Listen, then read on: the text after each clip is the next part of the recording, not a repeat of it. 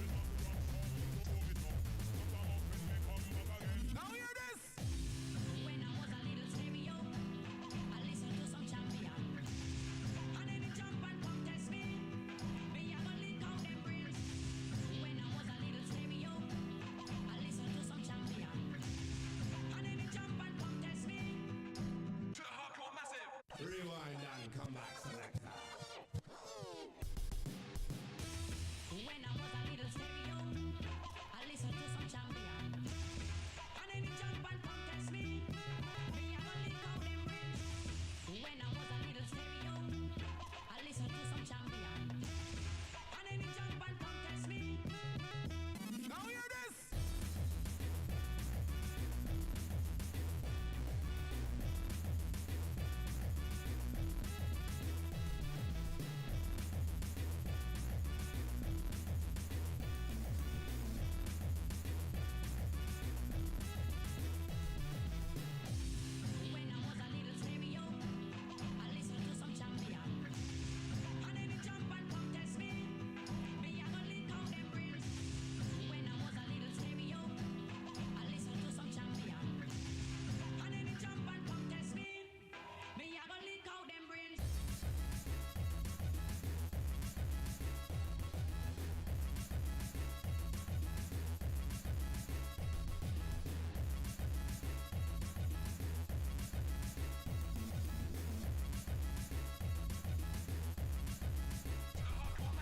Rewind and come back, selector.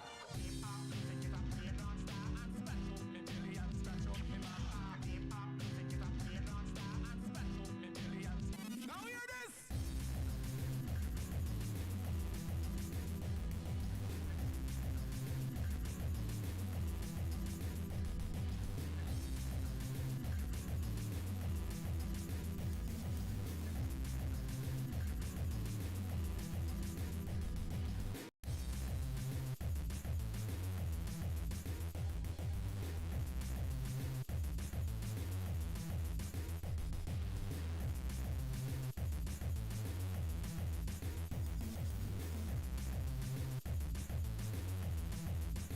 Now hear this.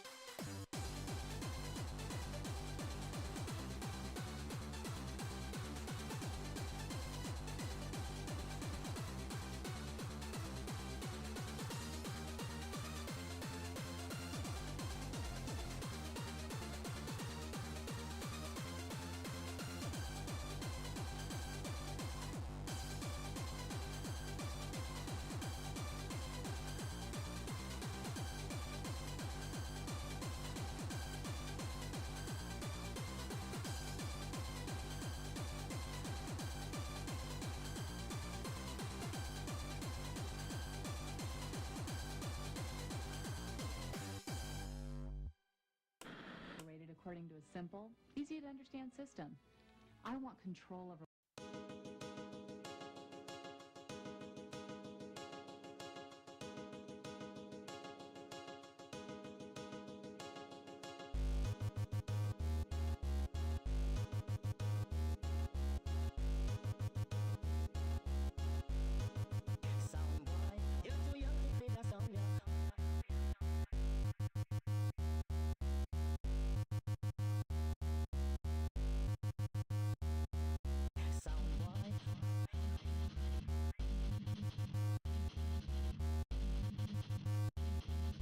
sound boy. Now this one is designed for aging and over. Say aging and over. Say to young people a song. Sound boy. You go home to your nana. Your nana. Go home to your nana. You go home to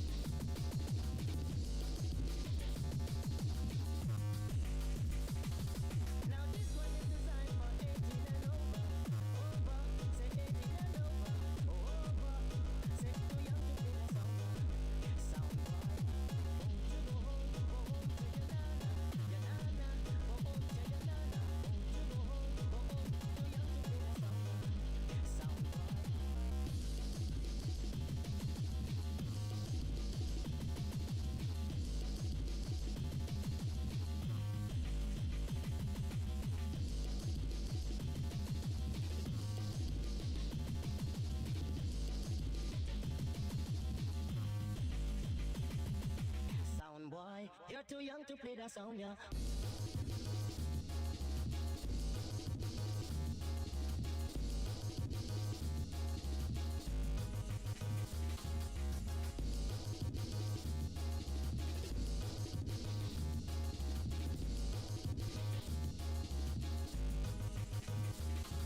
Now this one is designed for 18 and over. Over, say 18 and over. Over, say too young to play the song. Sound boy, won't you go home to your nana, your nana. Go home to your nana, won't you go home too young to play the song. Sound boy.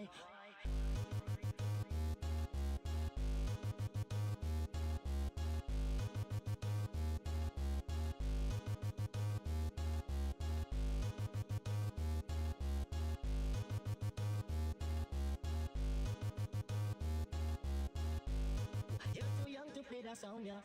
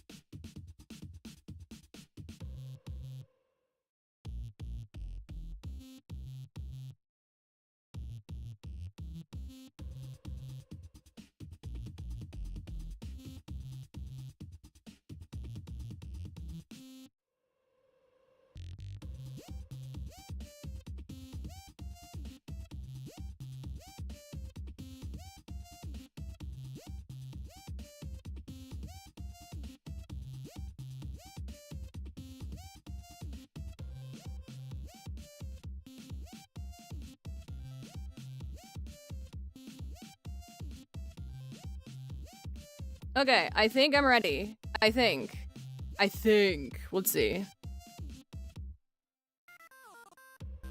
Ah, it needs to pick up the window. Fuck. Oh, nope, there it goes. Cool. Hi. Oh my god, thank you for the 10 bits. Holy shit. Boo, cat jump scare. That's great. Hi, and thank you. Oh goodness. Oh my gosh. All right. Give me a moment. I was having some insanely ridiculous technical difficulties right before this. In fact, talking about that, I need to fucking reset the position of my headset because it's not sitting right anymore. What was that? Thank you for the follow, cat. Damn it, man. Thank you so much. I appreciate it. All right, let me get my bearings together. Oh my god. I have been not the best when it comes to getting this shit set up at the moment. And it's purely because literally right before I was going to start the stream, Steam VR decided to shit itself for like 15 minutes. So that was great, I guess. Oh, if it makes it easier, you can just call me Cat. That works! That totally works! Oh, goodness. But yeah, no, I was just having to play tussle with some of my stuff here. It was ridiculous. Hold on. I'm gonna put this down. I'm gonna put it over there. Okay, cool. There we go. And then, in terms of this, why are these both showing the same window? Oh, noes! No, this needs to show a different window. Hold on. It needs to show this one. Yeah. That's the window. The other window does not matter right now. Again, I'm having to get my setup situated currently because things got wild and whack way too fast. Let me throw this over here. Hold on. Okay, horizontal offset. No, we want ourselves over here. Okay, there we go. That works. And then... Why did you grab both things? Okay, there we go. And then we're gonna grab this window and we're gonna plop it right back there. Okay. Fuck! I absolutely hate having to deal with things in VR sometimes, just because it's all so very jank. At least on my end of things, it's very jank. I don't know how it is for others, but for me, everything likes to break all the time, always, and it's... Anyway. I am not a fan of how often things break on here. It's actually kind of ridiculous, not gonna lie. But yeah, it's a thing that I have to deal with, unfortunately. Oh goodness. Let me go ahead and relock this. Also block input, because I'm not trying to type anything into there either. No, I said minimize. Thank you, Jesus. Fix headset again. I had it like perfectly set on my head, and then I had to go fix shit, and now it's annoying and it doesn't feel right. Damn it. The feline... Unfortunately, I can't stay for too long, as I have one thing to say before I leave. The Feline Society is watching. Well, no shit, they're cats, and cats are always watching. They're curious. Like... I mean, if that was supposed to put paranoia in me, I am also a cat, you have to understand. So, like... Can you tell me something new, maybe? Is there any other new news of the Feline Society that you could potentially tell me that I'm not aware of? I don't know. I'm just saying. Anyway. Regardless. We're looking for more members. Oh, alright. Actually, okay, how do I put this? You're gonna have to look elsewhere. I'm not a good component for that. I'm not. I'm gonna be so real with you. I'm not, because listen, I like to work with other people, but for some reason I seem to have this horrible curse where people absolutely despise having to work with me. So like, I don't know. Let's we're gonna have to try to figure out how to mesh that together without someone lashing out at me, because that tends to happen like every fucking time for some reason. Anyway. Hi, Slime Boy. No, I'm being so dead ass. I'm being so dead ass. Last time I had to join any kind of group anything, literally, I tried to enter in, I tried to be nice to everybody, and then someone decided to take my mental illnesses and try to stigmatize me with it. Like, and then everyone stopped talking to me after that. I'm just like, what the fuck? I mean, we're just a club of only one member. Oh. Oh geez, well I'd never do that. I need to get to know you more before I can believe that. So you have to understand, I'm somebody who deals with a lot of fucking trust issues, obviously.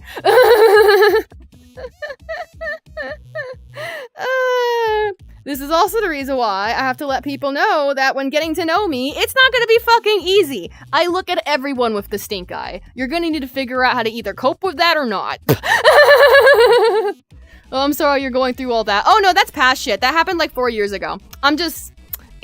It's just the way that it happened has made me very discerning about letting strangers into my life. You know what I mean? Like, that's what that really taught me, is like, everyone needs to go through this board that I've set up, and I have to vet everyone through this board, and if they don't match up on that board, I can't have them in my life. You know what I mean? Well, I should get going now. It's like almost 10:30 p.m. and I need to sleep. Absolutely. It's only like 7:25 where I'm at, so like it's pretty early in the night. But yeah, go ahead. Sleep well. Thanks for stopping by and thank you for the bits. Thank you. I appreciate it. Oh, Lord. Man, not me already trauma dumping on my stream about how I have such bad trust issues.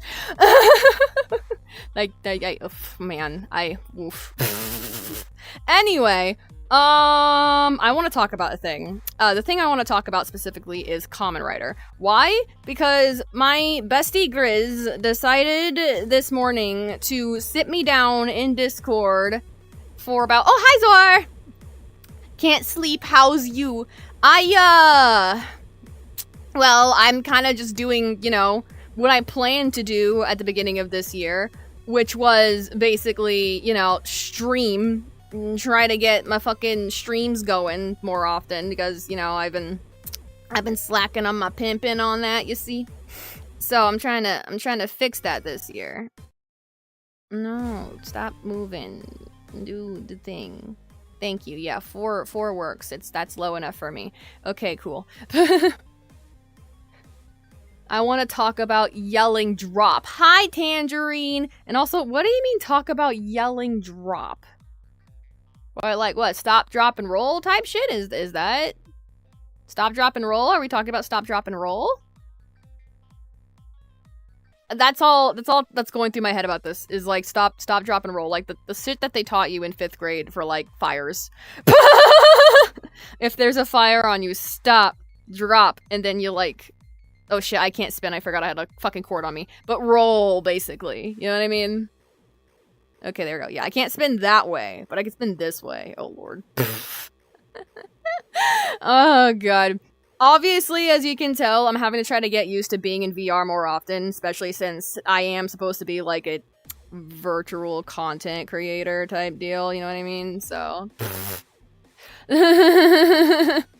I'm trying to figure that out as I go. Anyway, back to what I was trying to talk about in terms of this morning. Yeah, Grizz sat my ass down and had me watching Kamen Rider 01, and I did not realize that Kamen Rider 01 is actually, like, hype as fuck? What do you mean this fucking show is actually banger? What? I did not know I was going to like adult Power Rangers this much, but here I am enjoying adult Power Rangers, not realizing I was ever gonna get into this shit. Whew! Anyway, how is the model making the Fizzbone hell? I have not... Zor?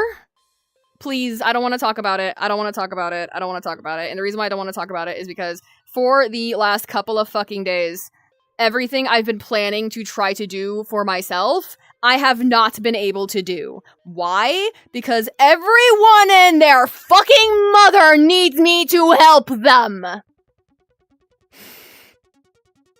Ooh. It has been a problem. It has been a problem, and it has been a big problem for like the last several months, and it's starting to get under my skin now. From what I saw, it's one of the guys looks like he is from Judgment. No, I'm referring to a random video YouTube gave me. Oh. Yeah, well, yeah. Referring to random video YouTube, I'm sorry, Tangerine, I would not have known that. Tangerine, I'm gonna probably need more context for that next time. Like, that just went woo, way over my head. Fucking r/whoosh. Anyway, just say F it and do your own thing. Say you're unable to hang out and do things. I would love to, but the problem is nothing that happened had anything to do with hanging out and everything to do with people needing very, very, very important things done that I can't say no to. Because if I say no to it, one, shit's gonna hit the fan, and two, I'm gonna feel bad about the fact that shit's gonna hit the fan. Does that make sense? I'm gonna be real with you. I've been feeling like Captain Save-A-Ho a lot lately, although unfortunately yesterday's attempt at Captain Save-A-Ho did not plan out the way I wanted it to. Ugh! Anyway. As you can tell, I'm gonna be real with you. I love helping people. I love helping my family. I love helping my friends. But the problem is like too many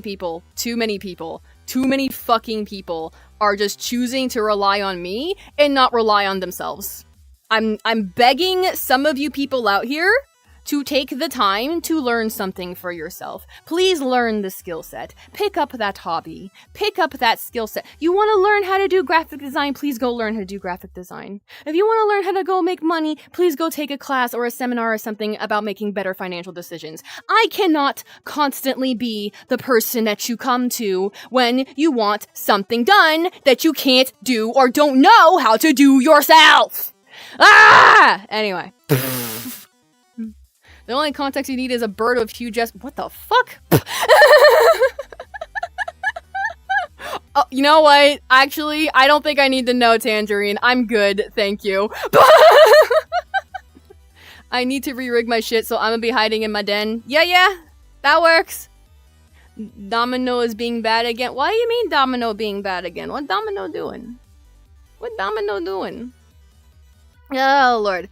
Again, it's not any fault to the people who are needing my help for anything. They're not deliberately trying to do this. I will add to that. It's more like, again, these people just genuinely need help for things in like the most innocent fashion.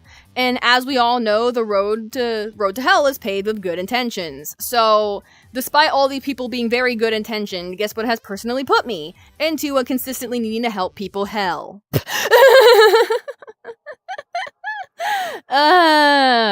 It's not like miserable in any sense, because everything that I do by this point to help people is like, well, most things. Again, the thing that happened yesterday was not planned, and also just fucking, I'm gonna be real with you, just from the instant it started, it was meant to crash land.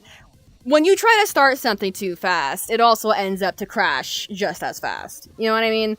And that's kind of what happened. So, I wish I probably would have been able to do more to try to prevent things from happening the way it was, but honestly, in my personal defense, I was not prepared to start with. And not only that, but, well, again, I have my own life issues I'm trying to deal with, you know what I mean? Oh, God, I have my own bullshit that I gotta, like, you know, again, play Captain Save a Plate, fucking juggling all these different plates all over the place and all that, you know what I mean? I've got this plate over here, and I've got that plate over there, and I've got that plate over there, and then I also have my own fucking plate, and trying to carry it all. Anyway. Random question, how much do I need to pay you for kit bashing a model for me? No, it will not be now, but eventually do your own shit first. At least get your own shit set up. Yes, thank you, please. Yeah, I have too much going on right now to be able to sit down and start doing things for other people. I'm sorry, I'm at that point. Like, yes, I'm still doing things for other people at the moment, but not in the way that I want to. I'm not in a good position. It's not possible right now. So, yes, eventually I will get around to doing that, but not at this moment, as you said. So, and how much do you need to pay me? We can discuss that later, honestly. I'm still trying to figure out prices for that in the first place. So, oh, God. Anyway, but regardless, I'm just at least happy that despite everything that's happened yesterday as well as today, I will be honest, today's been very pleasant. I decided this morning, as soon as I woke up, even though Grizz, like, dragged me into a call to watch Kamen Rider with him, I was like, yeah, no, this is gonna be my rest day. I'm just gonna spend the whole fucking day and do nothing but fucking relax. That's all I'm gonna fucking do. Just stay home, stay in bed, you know, take a little bit of some doobies, you know, snack a little bit. I watched both Kamen Rider with Grizz this morning. It was Kamen Rider 0, and we got all the way up to, like, episode 8, practically, where I still need to watch episode 8, so we stopped at 7. Which, by the way, was really fucking awesome.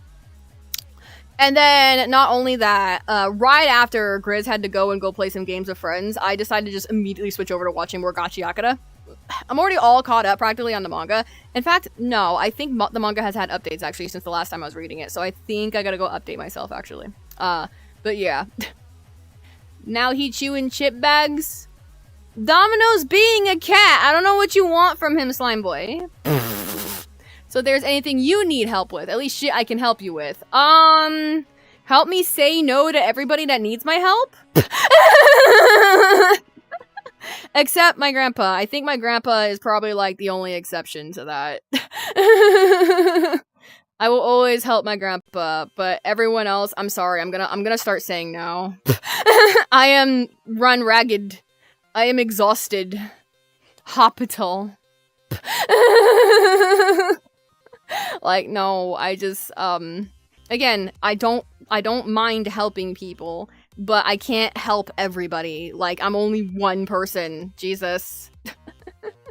Anyway, what else? So, specifically, one of the things I had to help with yesterday, obviously besides the thing I was just venting about, which I'm not gonna go into detail about because it's none of your guys' business, but I was just venting about my own emotions about it. Anyway.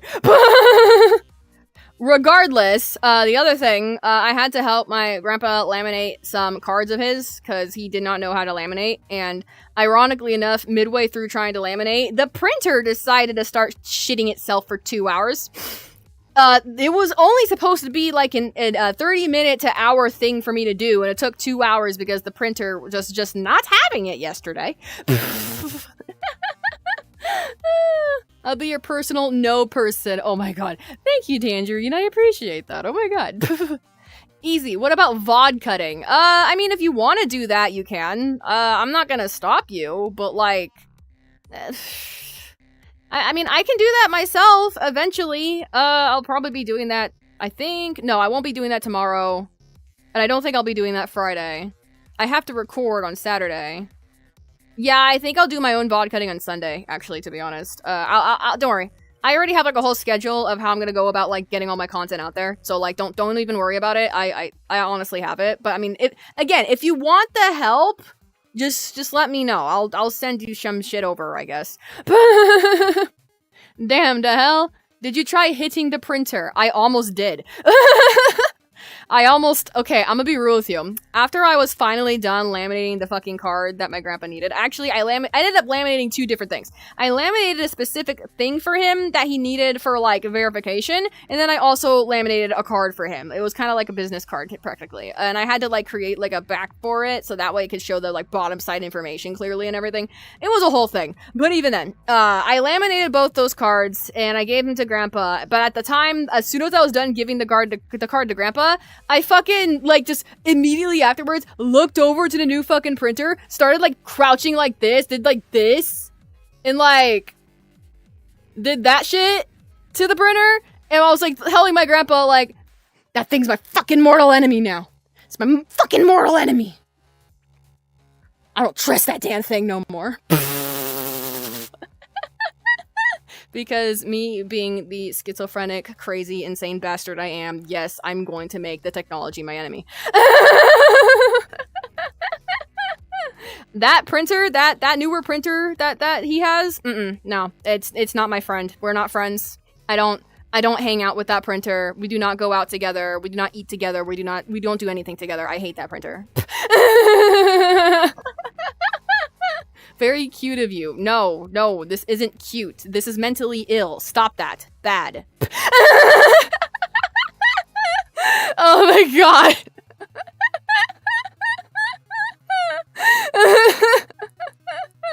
This is mental illness on display. This is mental illness quirks. Do not applaud this.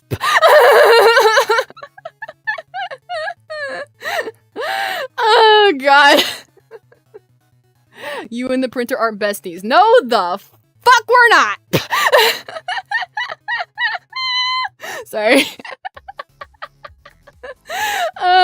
So as you can see, I've been having a really hard time differentiating between, like, enemies humans and enemies robots and, like, fucking technology in general. Which is ironic considering most of my job revolves around technology, so, like... What the fuck? Anyway. They said aren't friends, not that you are, lol. Hi, Potato Slayer 2466. Potato Slayer. Yes, slay them potatoes. Potatoes sound really good right now. Oh god, I kind of want fries now. Damn, I'm mentally ill then. Yeah, I'm sorry to say, Slime Boy. If you're attracted to me, you are very mentally ill.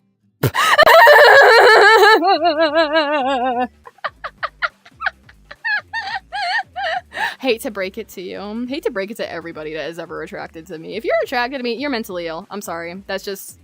them's the rules. I don't make the rules. I didn't get to choose to be like this. Oh god. I'm trying to get clanker baddies. Oh my god.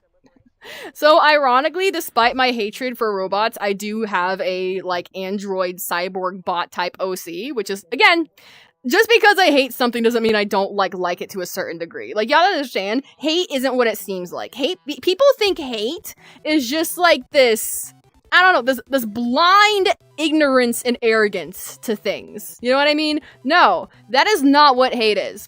What hate is, specifically as like a concept, is someone has a particular interest in something, but they are not willing to accept it or come to terms with it internally, and so they have to project that like nasty unacceptance onto the thing, and then they call it hate.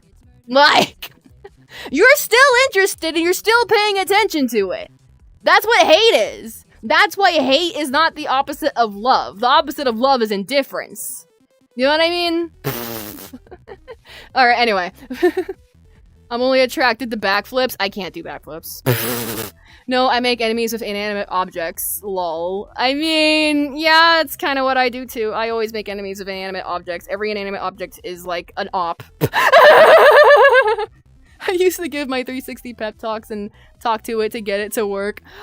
Okay. Alright. So something that I do, and I do this more specifically when I do my craft, my energy work. Whenever I do my energy work and I'm dealing with something that I just simply do not want to deal with, most of the time I like go into my own head and I like go into my body and I like try to like get in tune with it, and I'm just like, okay, whatever energy this is trying to give me, I rebuke this shit. I rebuke this shit completely. And for some reason that tends to work. Sometimes. I will say, listen, it worked when Steam VR was malfunctioning earlier. Right before this stream, when I was fucking struggling to make sure everything got fixed, Steam VR was having a shit fit for like 15 minutes, and right after the 15-minute mark, I'm like, I rebuke this energy. And then it fucking worked. I'm like, what? Anyway, obviously a coincidence. That's like not energy work at all. That it purely was just happenstance. Steam decided to work when I said that. But even then. Oh god. Again, the stupid little dumbass shit that I be doing. Anyway. But yeah, I be doing that with a lot of my technology. I think the one piece of technology that I've been talking to a lot recently has been my smartwatch. And the only reason why that's been the case is because I fucking love this thing. It is my favorite piece of technology out of everything that I have. This fucking smartwatch is the most useful goddamn piece of technology I have ever had in my life. Why? Because I suffer both ADHD and schizophrenic schizoaffective disorder. So, my sense of object permanence as well as my senses in general don't function properly, which means I can't sense things normally all the time, you see. Again, mentally ill. So, sometimes my object permanence is not always all the way there. This fucking watch has broken that problem. It has destroyed it. It has completely fucking annihilated it. My ADHD and my schizophrenia is now my bitch. Why? Smartwatch. Smartwatch. Smartwatch. Sorry. I'm so fucking happy about this thing. Like, okay, I'm about to nerd out about this fucking piece of shit. Okay, hold on. Okay, so this fucking smartwatch, I can set calendar shit on it all the time. I can set reminders. I can set alarms. I answered a call yesterday from my friend Cree on it. Like, I love this thing. I don't have to carry my phone around all the time anymore. It's right here. It's right here. It's on my wrist constantly. I can even type on it for things. It's like, yes! I thought I had an efficient workflow, and I thought I had an efficient lifestyle. No, the fuck I did not. The smartwatch has just completely just turned my life upside down in terms of how much I miss shit. I can set alarms for everything now, and if I don't need the alarm and I remember I don't need the alarm, oh, just okay, turned off, cool. Oh, I actually figured out I can fucking feed my cat through this with the auto feeder app. Hi Gwen, how's it going? This fucking, oh, did she already eat everything? She still want more food? Okay, burp, burp, burp. Okay, auto feeder go off. There you go. There you go, Zizi. Ooh, fun. Indeed. I love this fucking thing. This smartwatch, this smart hatch. I feel like Tony motherfucking Stark. I feel like Tony Stark. I know I'm not Tony Stark. I'm not nearly as smart. Actually, I'm not close to being that smart at all. I'm gonna be real with you. Again, I'm an idiot. I'm a huge dumbass. But I'm a dumbass that knows how to build things. That's the only thing I've got going for me. It's going good. I got a heating blanket. Yes! That sounds amazing. That sounds fucking amazing. Yes. Mainly because heating blankets are just fucking great. I have like a couple of them myself, and I use them all the time, especially during winter. Especially during winter. Oh my god. Excuse me. But yeah, winter, heating blankets, hot cocoa, weighted in heating blankets. You mix the two together. Oh, man. I could hibernate underneath those things. Anyway. Hey, 7 stream streak. Let's go. Well, again, let's see if we can keep that up. Purely because, again, I'm trying my best to try to, like, stay as consistent as possible when it comes to streaming. Just kind of, like, overall. I will be real with you. And the biggest reason for that is because I'm sick of not being consistent generally, you know? Like, I want to be able to talk to you guys, I want to be able to hang out with you guys, I want to do more stuff with you guys in general, and then not only that, but I also just want to get more content out there. I've been spending way too much time just focusing on other stuff in my life, and not really putting myself out there, at least, like, virtually, in the way that I wanted to. So, I'm trying to change that this year. Let's hope. I cast Falling Drywall. No. I rebuke that energy. Oh my god. Anyway. In any case, yeah, I've just been trying my best to kind of like just switch things up in my life. I'm trying to get my shit together, is just really what it is. I'm just trying to get my shit together. I've been kind of like moseying about for a long fucking time, and I'm kind of sick and tired of just moseying and ready to start just like, you know, get a fucking control on my life and like really fucking start doing shit that's like, you know, cool and fun, and I can really focus on like just making sure that shit does get done, I guess. And also having fun at the same time. I'm always gonna try to have fun. If there's one fucking dogma that my family has been super big on, it has always been work hard, play harder. Oh god. Even then though. Trying to get my life together. Right, in terms of watching shows, is anyone okay with either Kamen Rider or Gachi Yakura spoilers? I'm gonna need y'all to like give me a response in the chat. Am I allowed to yap? Am I allowed to yap about either Kamen Rider or Gachi Yakura spoilers? Never heard of it. Do you ever plan on watching it? Do you ever plan on getting interested in it, is what I'm asking. So that way I can yap about this without ruining anyone's, like, first experience, I guess. God. Because I want to yap about it so bad. Nope. Okay, that's Gwen's response. What about everybody else? What are your guys' responses? Hi, Chucky. How's it going? I've never heard of it before meeting you. Alright. I would probably forget later on. Gwen, I understand entirely. I do that same shit. People suggest shows and shit to me all the fucking time, and I never fucking remember any of them. I'm sorry, but like, I'm gonna be real with you. I'm like one of those people where people can try to suggest me to watch something all the time, and I'm just never going to touch it. I'm not gonna touch it until I want to touch it. I'm being so real with you. In fact, I have genuinely frustrated some people with how much I refuse to, like, consume whatever it is they're trying to feed me.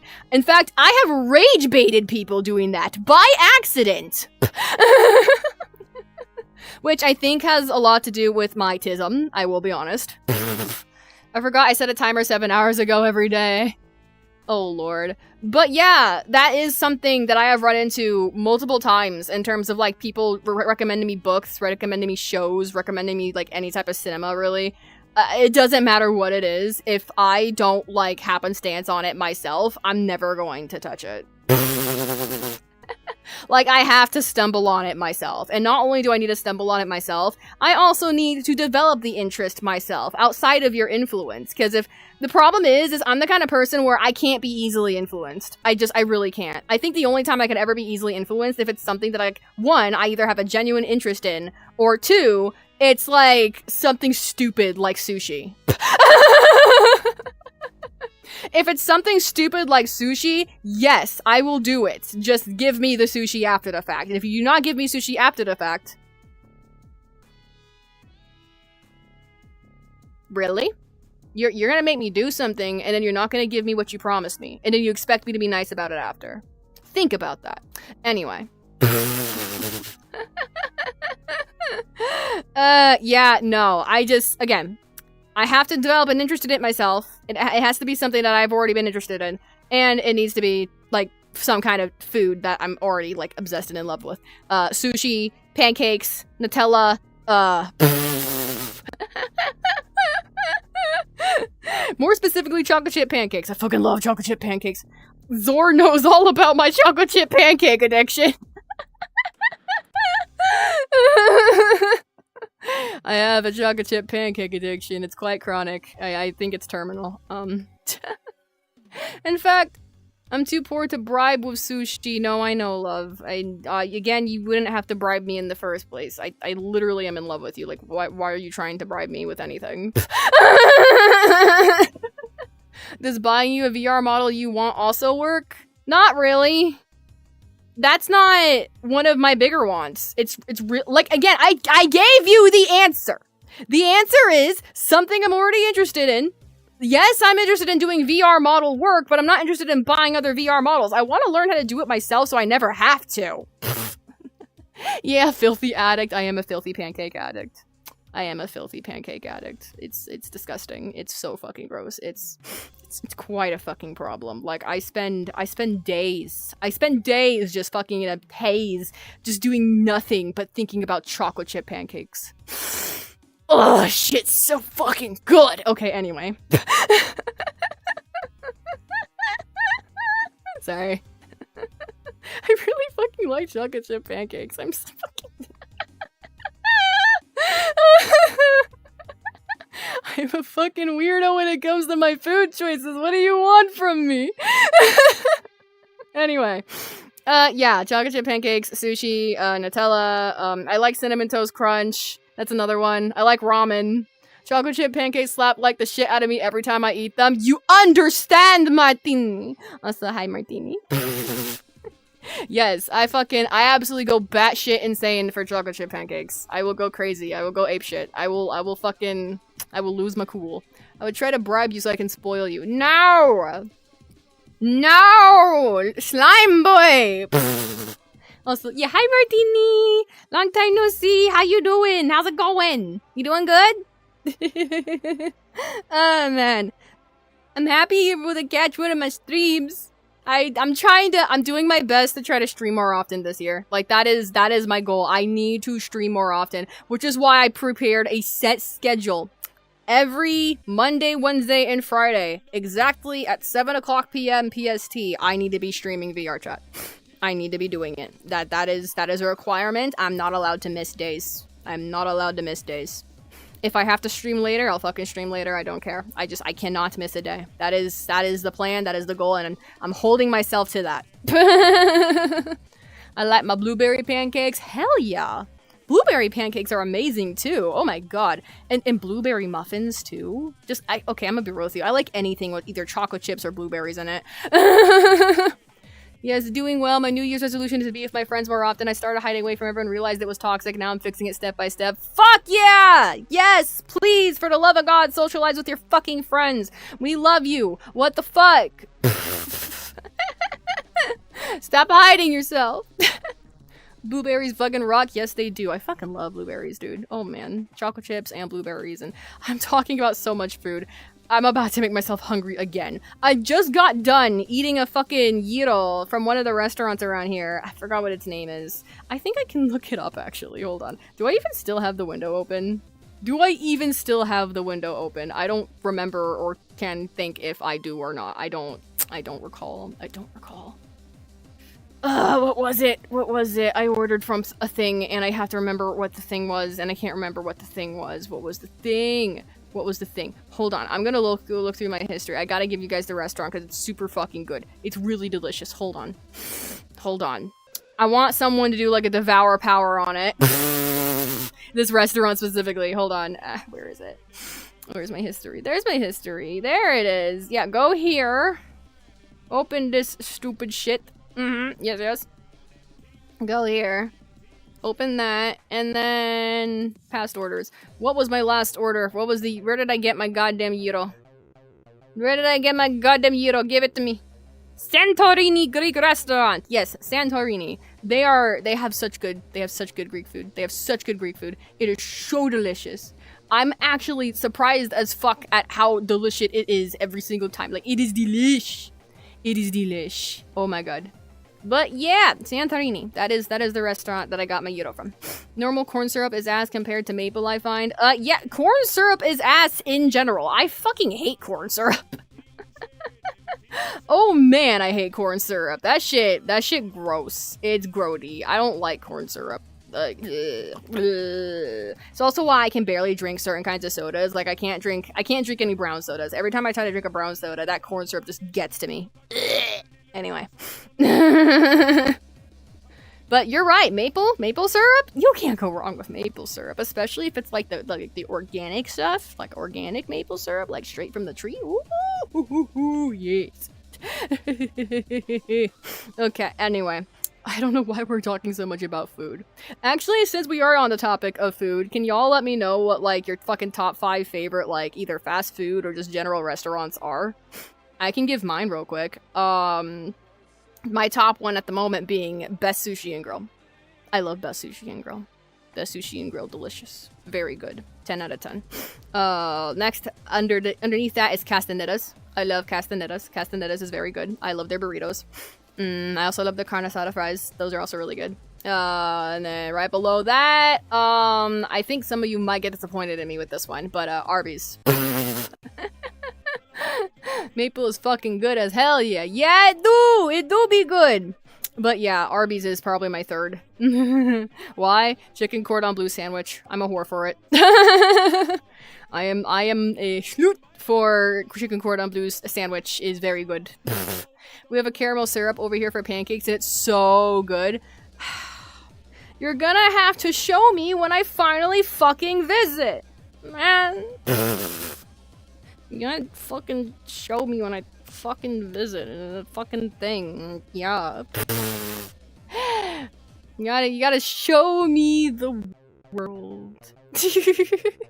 That type of shit. Zor, you can be Aladdin for that day. Let me ride on the magic carpet that is anything having to do with the Netherlands.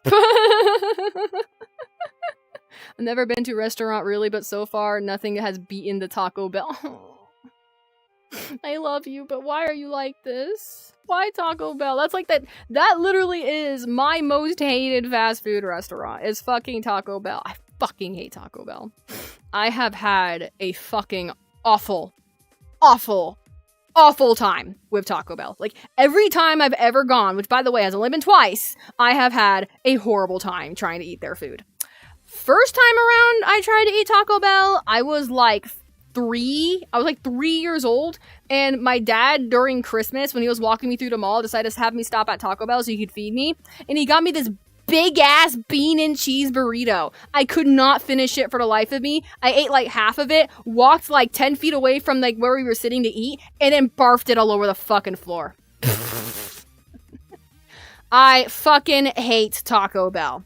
So that was my first experience with it. My second experience with Taco Bell was with one of my exes. We were going on a road trip to, I believe it was Morro Bay. We were going to vacation there for like an entire week. And on the way there, we decided to stop by a restaurant because everybody was hungry. And I told them specifically I fucking hated Taco Bell. But they still went to Taco Bell. And then tried to get me, like, cheese quesadillas. And I tried eating those cheese quesadillas, and I barfed them in the car. I can't win. Oh god, the chat is going too fast for me. Hold on. The chat's going too fast. I need to fucking scroll back up. Let's see. Alright, I got my phone completely styled in Frutiger Aero. Nice. Canadian Taco Bell, though. I mean, it depends. I don't know if it's being in Canada makes a difference. We have a pretty good fast food place that has spare ribs called Jackie's Rippies. First of all, love the name. Second, the ribs are expensive but good. Nice. Oh, geez. Top 5. Number 1, Susaru Japanese Gastropub. Hell yeah. Number 2... Martini! Why is Raising Cane's number 2? We're gonna need to talk about that here in a second. Alright, chicken and fries. 3, can't remember this name, but a German place that serves bomb schnitzel to go. 4, Chipotle. Easy access to my job for a filling locale bowl. Okay, I can understand Chipotle. Chipotle at 4 makes sense. 5, Whataburger. Yeah, okay, Whataburger makes sense as well at 5. But number 2, Raising Cane's? The fuck is that? What the hell? Raising motherfucking... At number 2? Boy, do I need to bring you to Popeyes? Do I need to bring you to KFC? The fuck? Do I need to bring you to Dave's Hot Chicken? What's going on over there? Why Raising Cane's? Are you good? Blink twice if yes. Blink once if no. Number 2, because everything their competition keeps shooting themselves. Everyone else, not everything. Oh, number 2, because everyone else keeps shooting themselves. You mean like... I'm not totally sure. I'm blinking once. I need better options around me. Okay. Alright, I guess. I don't know. Again, I can't really, like, give you too much shit for that, just because, like, in my area, again, and I live in, like, big city areas, urban shit, so, like, I have practically everything near me. Burger King, McDonald's, Wendy's, KFC, and A&W all have been assets, always so sloppy and mid. Okay, I can give my judgments on some of those. Burger King, I personally am a fan of Burger King. I can't go wrong with Burger King, especially while I'm stoned or something. McDonald's, I eat that as, like, my guilty, like, trash meal every once in a while. I love McDonald's, but I love McDonald's in the sense that I love trash. So, Wendy's, I like Wendy's occasionally. I don't have, like, too many strong feelings about Wendy's. I think the biggest thing I like about Wendy's, especially recently, is, like, that one chicken tender stuff that they've been doing lately. That's about it. KFC, I fucking love KFC. I get KFC almost like every other week, practically. And A&W, I barely go there. Let's see, I've only eaten A&W, Burger King, McDonald's, and some local places while everything else gets cooked in an air fryer. That makes sense. Canada has different food laws, so food does taste different. Alright. Well, again, I'll have to try to taste it to find out. Burger King is great. I can't fuck with the fries, but that's me. That makes sense. I can understand having an issue with the Burger King fries. That makes sense. Oh, warning, the American exported food is all just fast food candy, and like a lot of it as well, that's American culture to us here. Yeah, because that's also what American culture literally is. It's like, it's all just fast food and candy. Ooh, yeah, the chicken tender meal at Wendy's. I do like the chicken tender meal at Wendy's. That shit slaps. Sorry for the typo. I got tipsy for the fun of it. Don't you worry, my good dude. My good friend. Don't you worry. That kind of energy is welcome here. Middle of the week tipsy. Don't get me started. My dad gets 11 a.m. in the morning tipsy. Oh, God. So don't worry. I ain't judging. Oh, goodness. But yeah, I guess this is exposing the privilege I've had in my life. But I've gold. Yeah, no, that's very much my dad. Y'all want to get into my dad's drinking habits real quick? I want to be drunk, but meh. Well, then go grab something. What's stopping you? What, do you got work in the morning? You can work through a hangover. I know you can too. Anyway. I'm kidding. Don't do that. Anyway, Taco Bell has always slapped and it's always not messy. The guy I went out with had his first time at Taco Bell too with me and he loved it. Oh, well, that's good for them. He ate most of my fries. Oh, good lord.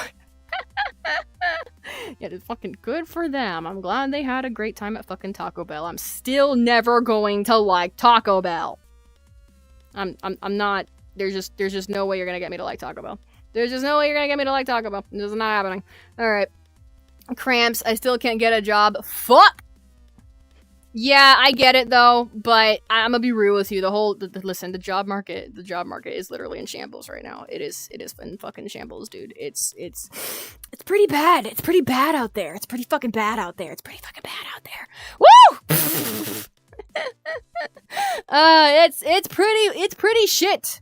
It's pretty shit right now in terms of like career and job prospect and just job shit in general for I think pretty much everyone.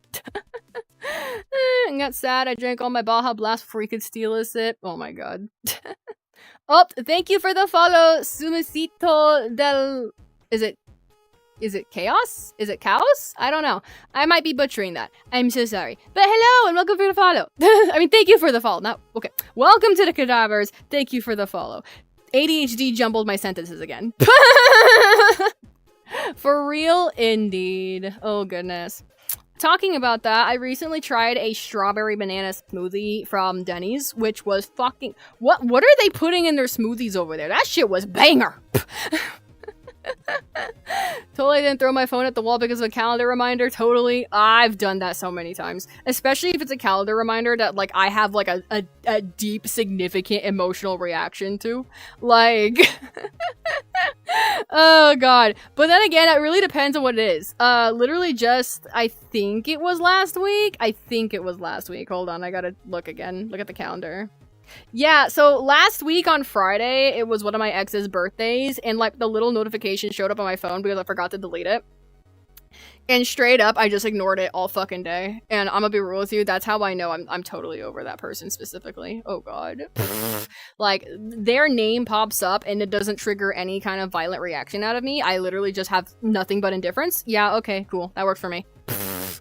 I'll sure look to deal with this. I'll be back. Yeah! We will see you when you get back, Gwen. Good lord. But yeah, I'm gonna be real with you. I've thrown my phone for all types of different dumb shit.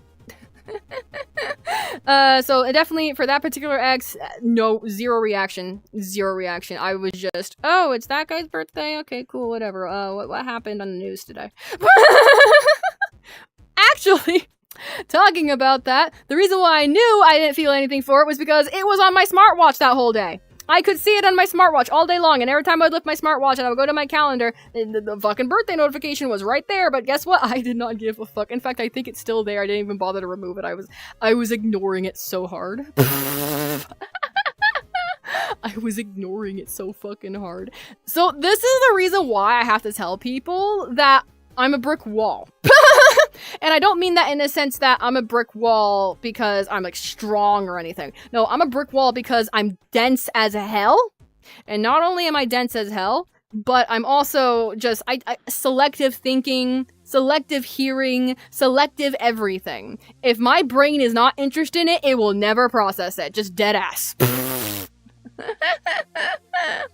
It will not. It's gonna go through one ear, out the other, and if you're expecting me to hear it again, it's just gonna... It's like a river. It's like a river through my ear holes. Damn, just an inconvenience at most. Pretty much, yeah. Just, I'm gonna be real with you. His birthday showing up on my phone was just a minor inconvenience.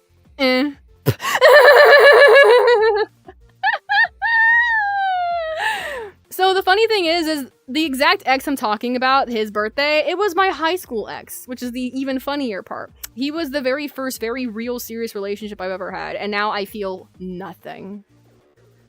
It's like it never happened.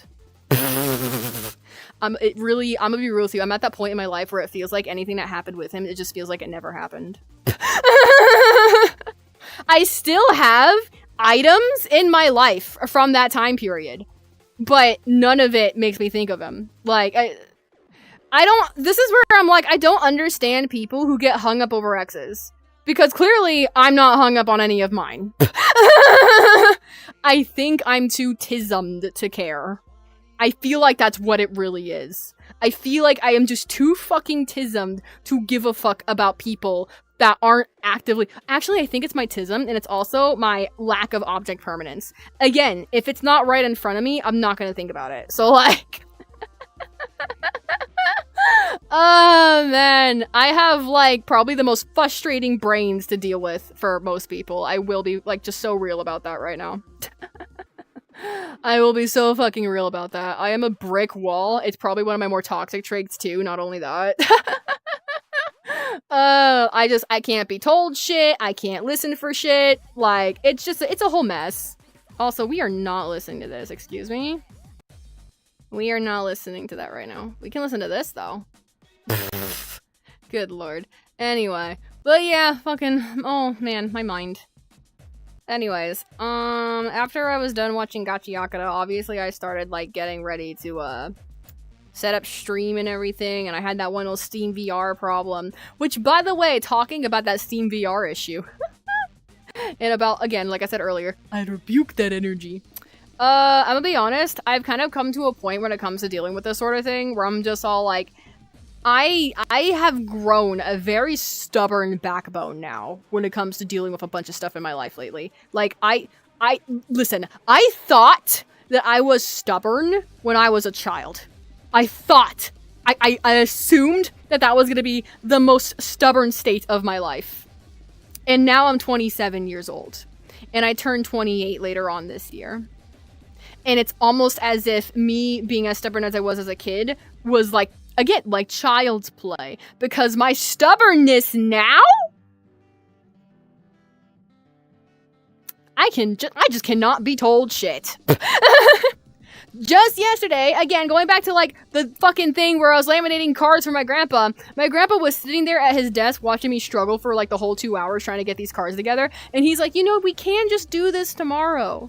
We can do this tomorrow. We don't have to do it right now. It seems like it's really stressing you out. Meanwhile, I'm going back and forth between my printer and my computer and the fucking laminator. And I'm just all like, no, we're gonna figure this out.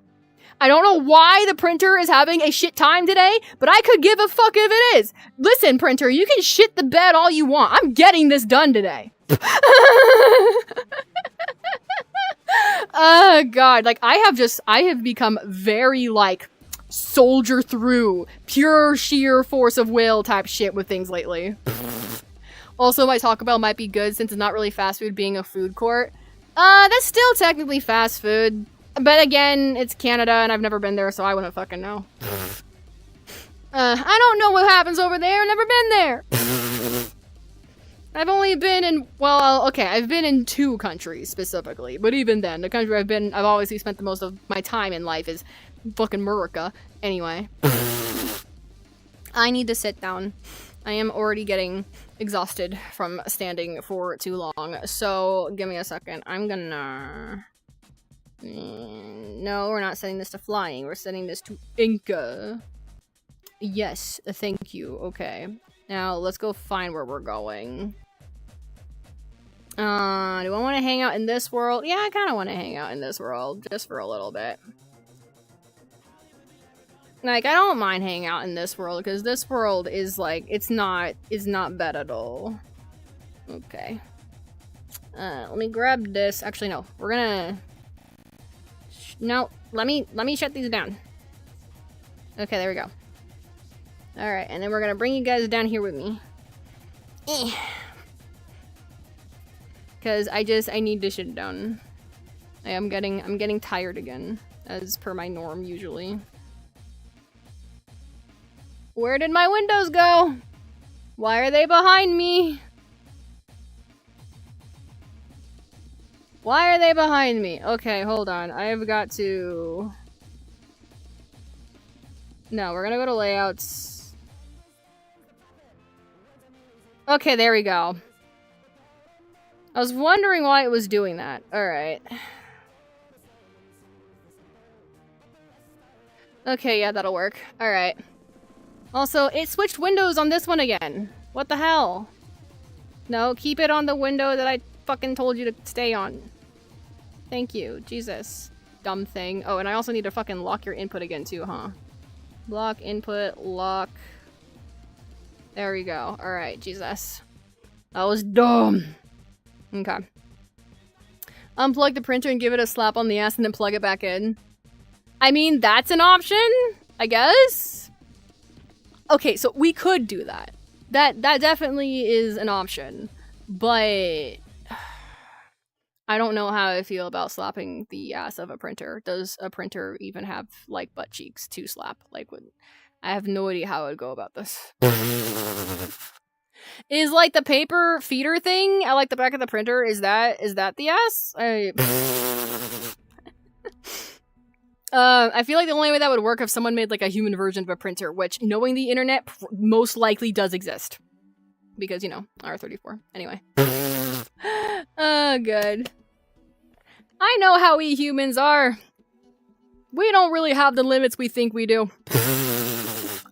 Most of it is just being civil for the sake of being civil. Some parts of this fucking species, though, no. It's not civility. That's something else entirely. Anyway. I'm glad I fucking laid down. Although I am getting hot. I fucking sat down and now I have to get back up. Hold on. I need to turn on my fan. Okay, there you go. Fan turned on. Alright, I could probably... Why is my body disconnected from my head? Why is my body disconnected in general? What's going on here? Hold up. Something has gone wrong, and I'm not sure what, but okay.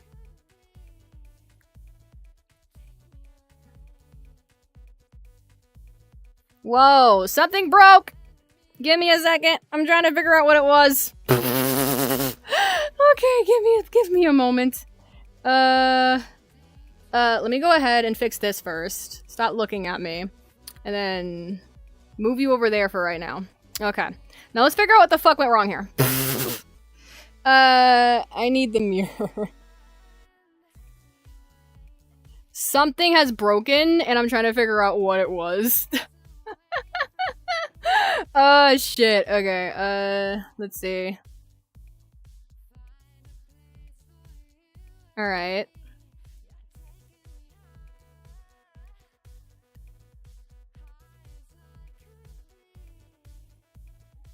Something has broken, and I can tell. I'm trying to figure out what happened. Okay, let's take this off of flying for now. What happened here? What has broken so horribly? Oh, I think I know what it is, actually. Yeah, no, all my trackers seem to be working. So, what's going on? Is it Steam VR? No, Steam VR is working. That's fucking weird. Okay. Do I need to respawn? Did respawning fucking do anything? Hold on. Oh, no, I don't think it did. Okay, I'm gonna do something, or test something here real fast. I think I'm just gonna probably do the mounting calibration all over again.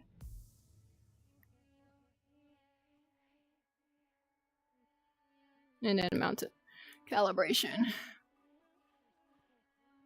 Okay. So that's done. Now, I need to see if this will calibrate properly. Okay, there we go. Figured out the issue, whatever the fuck that was. Not really sure what that was, to be honest. Okay, anyways, let's go ahead and put this back on. Okay, there we go. Hold on. I need to fix this again. Because it was being stupid. Okay, I'm gonna move you right over there. Actually, bring you back down again. I'm done fixing shit, thank God. Not sure exactly what happened there, but you know, it is what it is. Man. Problems in VR happen all the fucking time. I've just learned by this point that it comes with the fucking territory. I just roll with it most days. I just fucking roll with it. It doesn't need to be explained to me. I gotta try my best with it. That's all that matters. Alright, let's see. Also, deleting the layout and then re-inputting it so that way the settings that it currently has are saved. Now, I want you over here. Okay, there we go. That works. Okay, there you go. That'll work out. Alright. Had to fix that. Oh, okay. Yeah, I'm glad I turned on the fan. The fan feels real nice. I don't like having to turn on my fan every fucking time I stream. But by this point, with how, like, hot this thing fucking gets sometimes, it's kind of a necessity to, like, a certain degree. I don't know. At least to me it is, anyway. Man. I'm getting hungry again. I just fucking started streaming and I'm already fucking hungry again. I do have both leftover pizza as well as, like, a quarter part of, like, a gyro left. I will probably end up finishing the gyro here eventually. But that's for later. That's for later. For now, I want to figure out what to do, or like, I don't know, I guess what we could even do. Since I am in VR chat tonight, I'm trying to figure out, besides just yapping, I don't want to just sit here and be bored. And, I mean, we could do video requests again, but we did that last time, and I'm not really in the mood for that. If we're gonna be doing any sort of anything, it'd probably just be watching videos that I want to watch personally. Oh, man. I can do video requests on Mondays, but, like, every other day I'm probably gonna just, like, do it for myself. Anyway, is there anything that I could play in VR? We could just go world hopping. But I also kind of just want to sit down. The problem with what I've done in terms of my schedule is, yes, I figured out what I will be playing, which is VR chat. But what am I gonna be doing while I'm in VR chat is the issue. Still trying to figure that one out. I don't know. We'll figure it out eventually. Eventually. But until then, yeah, no. World hop? Should we world hop? The only thing about world hopping, and I will put this out there right now, depending on the world, sometimes I can handle it, sometimes I can't, because my PC can only handle so much. In fact, talking about that, let me look at its metrics right now. Yeah, it's, my GPU is already just chugging, just trying to do fucking VR in general. So world hopping, I'll have to be just a bit careful. Could be fun. Dance? I just said I want to sit down. Did you not hear me say that earlier? I just want to sit down. I don't want to dance right now. If I wanted to dance, I would have started dancing by now. I don't want to dance. I don't have the energy for that. Again, I'm a stoner. I like laying down. I like my EP. You understand? I like a lot of EP. I like laying down. I like being lazy. I like relaxing. Oh god. And that's what I'm trying to do today. Today, in terms of Wednesday, even despite me not doing much today, I just wanted to relax. And so that's the plan. So if we do world hop, we'll probably be world hopping in the sense that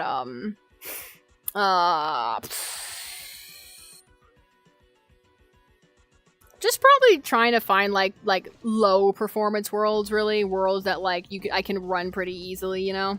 That's probably what I'll do. Yeah, that's exactly what I'm gonna do. Actually, hold on.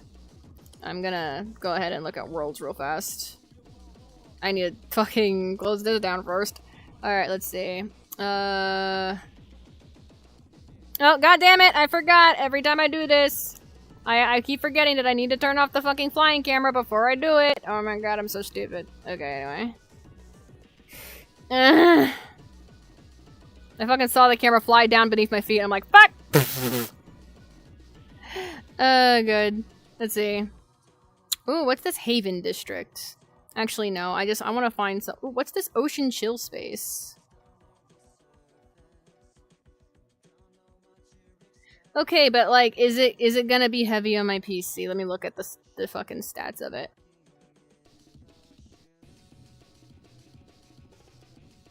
It only has 20 favorites on it? What? Oh, that's because it's new. Like, it's really new. But I want to see it anyway. I want to see this. Hold on. I will open this up to friends, so if anybody wants to join me, they can. Yeah. Go to you. No. I would join, but it's almost 6 and I have a night shift tomorrow. You're good, Zor. Damn, almost showing feet for free. They're covered in shoes. I will never show my dogs like that unless they're being paid to be seen. Like, no. We ain't about that. We ain't about that. Oh, I gotta get up. I gotta get up.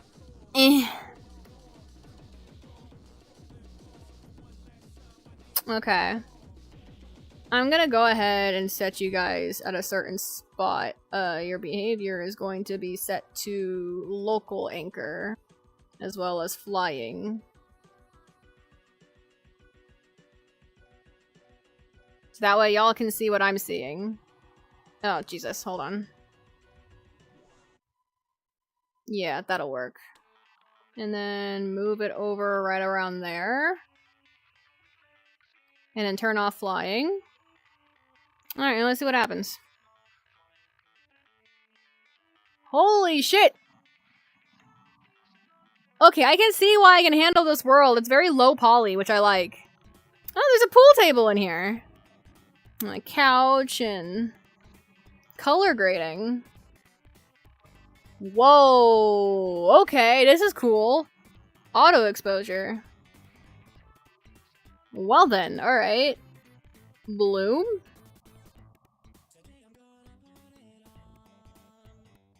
Whoa! It's like changing the mood of the room entirely. Holy shit. Also, oh my god, they have like a whole coffee espresso machine over there. Wait. I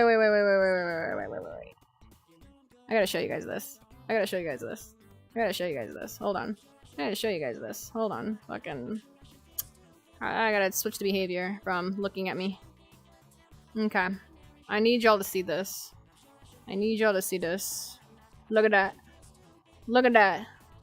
That's fucking sick! Hell yeah. I love when people do fun stuff in worlds like that. You see that shit? That is fun as hell. Oh my god. What the fuck? That's so cool. Alright. Shit, I passed out. What I missed. You're fine, Chucky. I will send Domino to eat the shoes. Domino is not eating my fucking shoes.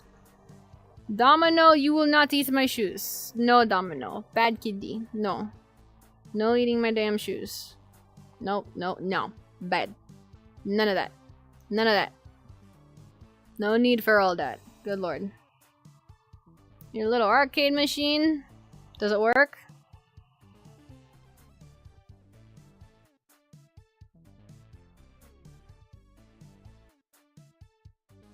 Does it work? No, it doesn't. Okay. I thought it was like fully functional, but I guess not. Off, low, medium, high. I'm gonna guess those are mirrors. Woo! Look at all that seaweed.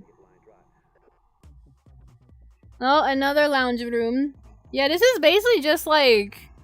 You know what this is giving? This is giving Subnautica. This is like giving... This is really giving Subnautica right now. Yeah, this is hella giving Subnautica right now. Just straight up. Like Subnautica, but you decided to like turn it into like a leisure room sort of deal. Also, a water bottle just fell. Oh god. I'll have to pick that up later. Nothing spilled, obviously. Otherwise, I probably would act more scared or spooked or whatever. But yeah, no, it was just an empty water bottle. Just an empty water bottle. But yeah, no, this world's fucking sick. We're good for like a basic home world practically, or just hanging out and watching videos and shit like that. Very cool. Anyway, let's see. It is a cool world, but I'm gonna go look for something else real quick. Very, very cool world though. Very cool. I give it like 8.5 out of 10. That's my judgment on it. There we go. Let's see. Alright, let's go find something else. Tide pool watch. What is this? What is this? I need to go see this. What is Tide Pool Watch? I'm sorry, I don't need to be looking at all these different ocean worlds, but like, again, I'm an ocean geek, so like... I can't say I've been studying the ocean, but I definitely have a very big affinity for it. Oh shit! Can we step out? No, we cannot. It is literally blocked off by glass. That is the couch. Here's the bed. There's a... Okay, this is literally just a very tiny box world. Very tiny box world. But let me go ahead and stand in a corner real quick so I can show you guys. Okay. But yeah, it's literally just a world just looking out into the ocean. There's a video player. There's a bed. A little couch. Obviously options right there for all types of mirror stuff and everything. This is cute though. This is sick. I honestly we might just hang out in here. Yeah, I think we're gonna hang out in here. We're gonna hang out in here for now. This is the spot. This is the place. I really do like this actually. Oh my god. Oh, I just realized! Fucking shooting stars. Oh, I do like the vibe of this place, not gonna lie. This is pretty nice. It's pretty nice. It's pretty nice. Oh man. But yeah, we'll go ahead and probably sit here in a second. I just need to first get my bearings and adjust myself. Okay, let me get the fucking thingy behind me again.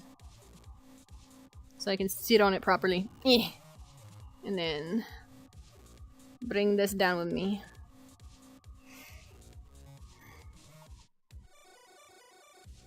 Oh, and there is a mirror. Where does it show up, though?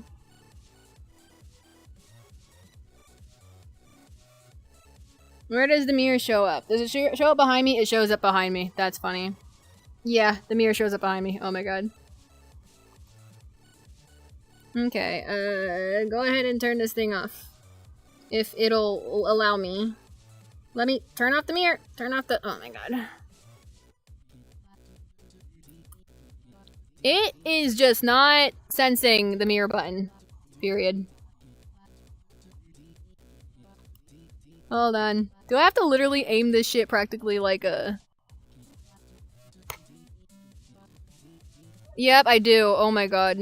Okay, there it goes. Alright, now I can turn it off. Oh my god, that was ridiculous. Things in VR are so finicky with these fucking controllers, it is so annoying. Anyway. I am doing my best, and that is what matters. I'm gonna set this to flying. Well, it's already on flying, I just gotta set it to, like, appreciate some of the scenery more, you see. Okay, that works, I guess. Yeah, that'll work. I can live with that setup right there. That works. Okay, and then I'm gonna go ahead, undo the flying, go ahead and lock this shit so that I'm not messing with it too much. Okay, there we go. And I'm gonna go ahead and reset this up. No, I want it to sit over here. Okay, yeah, that works. Alright, cool. Meow says the domino with the suspiciously shoe-shaped belly. No. No. No. I do not condone the cat eating my shoes.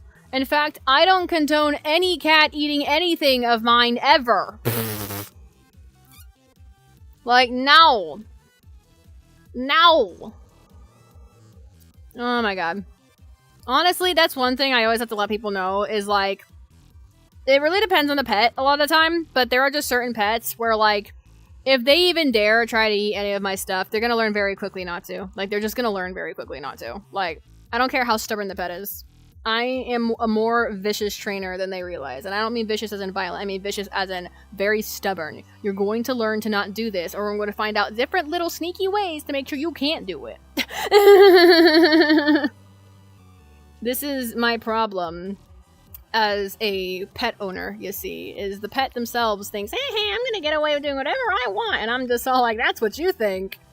I have raised ranch animals, I have raised domestic animals, I have even raised a couple wild animals here and there. Yeah, no. These animals think that they're gonna be able to get away with shit. No, you ain't. No, you ain't. Every action has a consequence, and if that rule applies to me, it's gonna apply to you too, little shit. Oh, God. You wanna act stupid? You can face the consequences. That type of deal. Play stupid games, win stupid prizes. That has always been a fucking motto of mine, even as a fucking child. Like, no. Don't do stupid shit. Don't do stupid shit and you won't win stupid prizes. How is this so hard? Oh, man. You would think it'd be a lot easier because people would want to avoid consequences, but for some reason there's a bunch of people out there who think that they are just immune to consequences. And I have to look at those people and just be like, what? Who? Okay. I know your parents failed you somewhere. We just need to find out where. I don't need to make it? What do you mean you don't need to make it? Make what? But yeah, I do feel like that about certain kinds of people where I just look at them just like, your parents definitely went wrong somewhere. Listen, I may be super mentally ill, but 1, I'm not like mean on purpose to people. 2, I'm not like cruel to people. 3, I have empathy for people. 4, I can find compassion for people. 5, I can help people. Like, there's a bunch of traits about me that I'm aware of where it's like when I look at other people and I'm just all like, the fuck's going on over there? It's like that one fucking bluesky post that I ran into recently that I reskeeted. Best way to get me to stop doing something is to watch someone else do it. Thank you, I'm cured. Like, watching someone else do dumb shit makes it very fucking easy to make myself realize I don't want to do that. You know what I mean? I don't want to be that kind of behavior. I don't want to be that kind of behavior. I do not want to be performing those kind of actions. Like, it helps me remind myself, like, what I need to be doing to not only keep myself sane, but also make sure I can avoid, like, just, you know, unnecessary problems, really. I try to live a very efficient and very mindful life, and there's just certain kinds of folk where I just look at them and I'm just all like, listen, you might be a nice person, but I can clearly see your actions aren't leading you nowhere nice, and I can't deal with that, and that is not my problem. Oh, man. Anyway. Okay, I think I'm ready for videos now. I know I said earlier I didn't want to do videos, but it was also because I think it was just because I wasn't in a world where I wanted to do that. Now I'm in a world where I want to watch videos. I'm so stupid. Anyway, let's go ahead and see if I have anything. We want gaming. We want gaming. Ooh, wait. Y'all want to watch this why Roxa was completely out of his depth versus Riku? Okay, yeah, we're watching that. We're watching that. We're watching that. Hold on. I gotta pause. I gotta pause this. I gotta pause this. I gotta pause this. I gotta pause this. I gotta pause this. No, I gotta pause this. I gotta pause that. I gotta pause that. I gotta come over here. I gotta come over here. Open this. Set it to the right fucking thing. Where is it? It's right there. Okay, yeah. There is a video that I want to watch here that I just found. Alright. We are watching it together. Everyone? It is Ravage, your favorite Final Fantasy YouTuber you never heard of, and I'm back here again today with another non-Final Fantasy video. Well, I need to fix this. Final Fantasy adjacent. These are 2 franchises that are very near and dear to my heart, and I love them both to death. This debate that I'm going to be addressing today, it's cyclical within the Kingdom Hearts fandom, and it comes back probably around once every 9 months, I want to say. But I was once every 9 months. Kingdom Hearts, and I saw the YouTuber that I was watching. I will not say anything. I don't condone being an asshole to people online, and I know if I say which channel it was or whatever, somebody who agrees with me here might go harass that person, and I don't want to take that risk. So, However, they did say they thought that Riku lost that fight because he had to use it. That was a very responsible thing for them to do. I appreciate the person who made this video. Cheating to use a power you have in your skill set. That... Oh man, y'all can hear the sirens in the background. Whoops. Anyway, that's like going into an MMA gym, right, and sparring with one of the guys there. And he beats you because he gets you in a rear naked choke, and he's got the full rear mount, and there's nothing you can do to get out of it. It's a submission. You tap out. And then you get up and you say, well, if you didn't use Brazilian Jiu-Jitsu on me, I would have won. Like, okay. That's not how that works. True, but why are you expecting your opponent to omit an entire part of I was their referencing skill what set he said about against not you? letting a cat eating something of yours earlier. And Oh. if you think that darkness is not Riku's power, I'm going to point you to this scene in Chain of Memories between Riku and Kairi, where Riku accepts the darkness as his strength. Then, if you're still not convinced, I'm going to point to this scene also from Chain of Memories between Riku and Namine, where Riku once again Ironically, I love Chain of as his Memories. strength. That is Riku's power. Transforming into Ansem is not cheating. Now, then there's the allegations that Riku needed Ansem to beat Roxas, and I feel like everyone who says that just didn't even watch the fight. Like, you guys didn't even see the fight between Roxas and Riku, because right here, the fight's over. Roxas is out cold, and if Riku had planted that Keyblade a couple inches to the left, Roxas would have died. But Riku was under orders to capture, not to kill. That was very much an They're saying I can make a joke about eating something of yours, but I don't think I need to. Oh. Riku transformed. I mean, Then, my Roxas bad. chose to Brain get up not moving fast enough to and pick up on continue that. to fight somebody who had just knocked him out cold. Anything that happens to Roxas from that point on is his fault. And I don't know how many of you guys might follow combat sports or have been in a real fight yourselves, but typically when somebody gets knocked out, the fight's over. It's done. Yeah. You lost. Yeah. Yeah. So we've got 1 time and 2 times that Roxas ended up unconscious on the ground, unable to continue the fight. Yeah. When did that happen to Riku? Riku got knocked on his ass twice, and Roxas was like, I beat you. Like, no, you didn't. He was still conscious. He was still able to fight. The fight wasn't over. Anyway, then there is the fact that, let's throw you a bone. Let's throw you a bone and say he needs Ansem to beat Roxas. He needs Ansem to beat a dual-wielding Roxas while he is barehanded and blindfolded. Because when both of them had a single Keyblade, while Riku was still blindfolded, by the way, Riku won. In a way that put him several weight classes above Roxas. We'll get into that in a sec. So, I like how we're having a debate about like which one of these fucking white twinks won the fight. From this fucking game series. This is funny. He factually can't see behind that thing. So maybe it's not a massive nerf, but it is still a nerf. Roxas needs 2 Keyblades to be able to beat a barehanded and blindfolded I want to put a Riku. video and suggest that there's a clip from a bad English dub That saying said, that. Yeah, here's the no, demonstration please, that like, if we Riku can is avoid several that. weight classes above Roxas. Welcome back, Gwen. Did you catch it? No? I don't blame you. Let's watch it again. Did you catch it that time? It's okay. I'm going to do a breakdown. So, for those of you who don't know, I have been an avid martial artist for the last 12 years. So, analyzing stuff like this is kind of fun for me, especially with how much fictitious Loving and hating my choreography, body, you but know, wholly definitely doesn't again. I translate feel into the that, real and I'm world, but sorry. This right here, this, applying reality to it, of course. Applying. Okay, well that also. Oh, thank you for this Sippy Redeem. I'll do that in a second. I'm bored watching this because this whole thing is just. This whole thing is just Riku won this fight, and like, yeah, no, I can agree to that. Riku definitely won that fight, but like, it's an in-depth analysis on it practically, but like a nerdy in-depth analysis. Oh god. Like a nerdy in-depth analysis. Oh my gosh. Let's see. Who is the smartest character on Warframe history? That's a good one.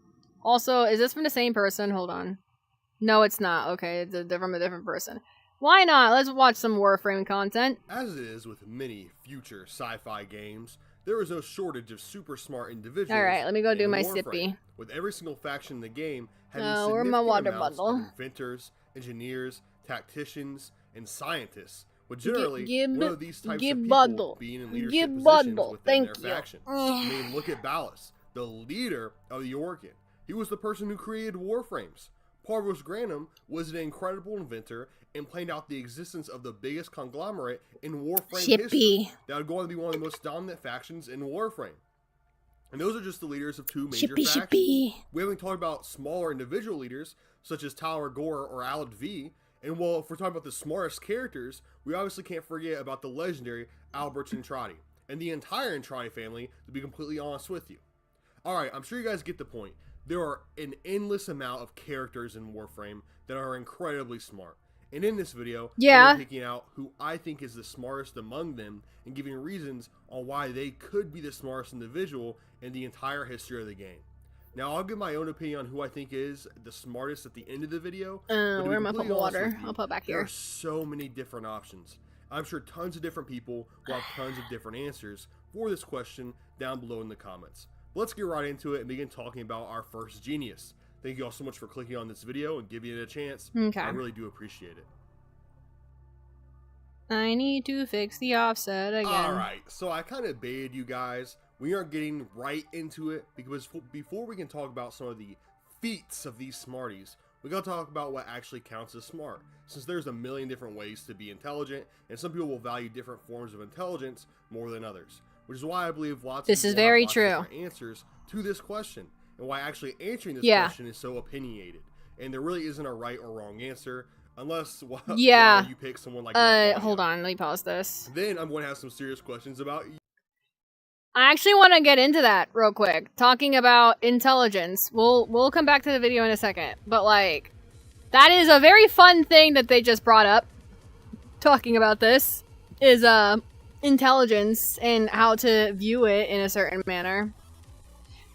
Basically, in a sense, when it comes to measuring intelligence on people, no two people's intelligence is going to be almost exactly alike, unless for like maybe a rare exception. But like otherwise, yeah, no. In terms of intelligence, it's very subjective.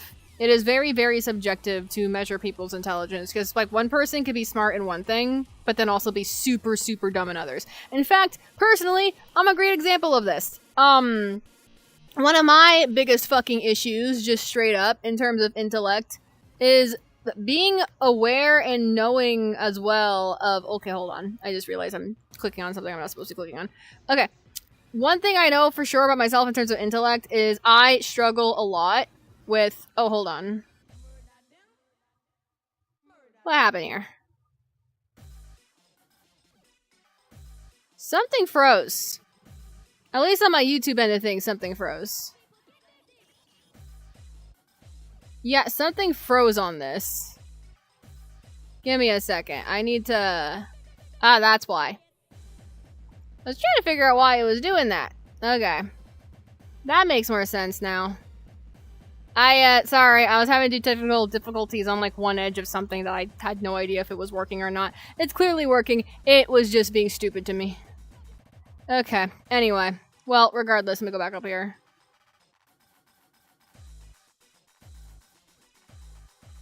No, go back over here. Thank you.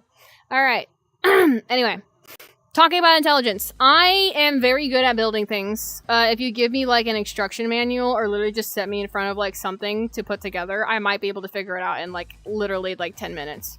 5 to 10 minutes usually. I like putting stuff together, and it's really easy for me to put stuff together, and it's mainly because I like puzzles. My parents, especially my mom, used to give me puzzles all the fucking time when I was a kid. And that was something that really kind of grew my intellect for wanting to put things together in terms of like, oh, this goes here and that goes there and yada yada. So, That is definitely something that I know I have a set of intelligence for. Something I know I do not have a set of intelligence for is math, and specifically anything having to involve numbers. I fucking hate numbers. I cannot do math for shit. You can ask me what 5 plus 4 is, and I am going to just completely go brain dead. In fact, I just went brain dead asking myself that, because I don't know what 5 plus 4 is. You see what I mean? I can build stuff, but if you try to make me do math, my brain's gonna shut down. There are certain sets of intellect that everybody has and everybody is capable of. And I feel like people who call each other, like, stupid because they can't understand certain types of, like, subjects, such as, like, math or science or whatever, versus, like, others, such as art or English or dance or whatever. Everyone has their specific thing that they're really good at, or their specific thing that they're really knowledgeable at. And sometimes it may not even just be, like, the basic school knowledge. Sometimes it could be something such as, like, knowing all the info from something like Warhammer 40k, you know? Or just knowing the knowledge of a certain game series, like Kingdom Hearts, or like Warframe, like what we're talking about here. All different types of intellect out there. So, talking about intellect literally as a concept, it's very subjective, and trying to call someone stupid because they can't do one thing is never actually true. They may be stupid in one aspect of their life, but they could be way more intelligent in another aspect, and you're gonna need to know that person before you can make that kind of judgment. And that's also the reason why I tell people all the time, do not judge a book by its fucking cover. Just because listen, you can't expect a fish to climb a tree type shit. You know what I mean? A monkey can climb a tree, but a fish cannot. And if you're trying to expect the fish to climb a tree, I hate to say it, but the fish isn't the stupid one in that situation. You are. Like, again, everybody has their specific thing they're good at, such as the nature of any kind of species in this reality. So, but yeah, just wanted to get into that. Very, very subjective topic when talking about intelligence. It's not, you can't call someone intelligent just based off whatever little information you get from the get-go. You're going to need to know that person inside and out and be able to tell, like, they're good at this, they're not good at that, they're good at that, they're not good at that, before you really start calling someone if they're intelligent or not. Because everybody has intellect. Everybody has it. It just depends on what it is and how they use it. Your intelligence. Well, when it comes to this video, we're going to be looking at characters' tactical intelligence. So maybe how I sent in some videos. I'm not taking requests right now. I said that earlier in the stream, but I think you were gone. But yeah, I'm not taking a request right now. That was Monday, Wednesday, today. I've decided this is for me specifically. We can do that next time. We'll do video requests next time. Create something or develop something, the faster a character can figure something out, the more intelligent that they probably are. Finally, I also do want to say, while knowledge will be used to judge how smart they are to a certain extent, knowledge and smarts are different. Someone can be very smart and not have a ton of knowledge. Someone can have a ton of knowledge, but not actually be smart.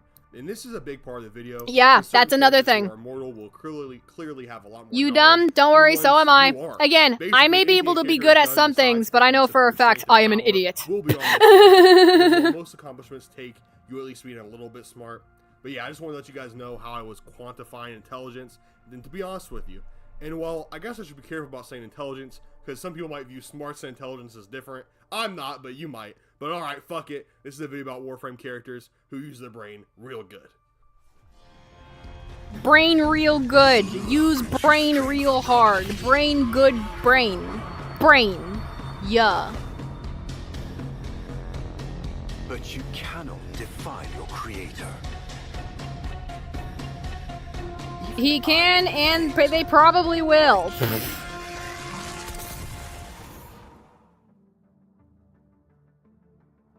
The first character I want to talk about for this video is Ballas. Now, I think it's fairly obvious why. I mean, there's really never been a character who's ever accomplished as much as him. And on top of that, he's had stints as a super successful politician, a military commander, and as a straight up scientist. I mean, this guy has done it all. And throughout his various different careers, he's also been extremely conniving and cunning behind the scenes. Of course, that could also be under the politician umbrella there. Anyway, let's go through some of his feats and really try to come to a conclusion on just how intelligent Ballas truly was. Obviously, one of the biggest things that stands out about Ballas is the part he played in originally creating the Warframes.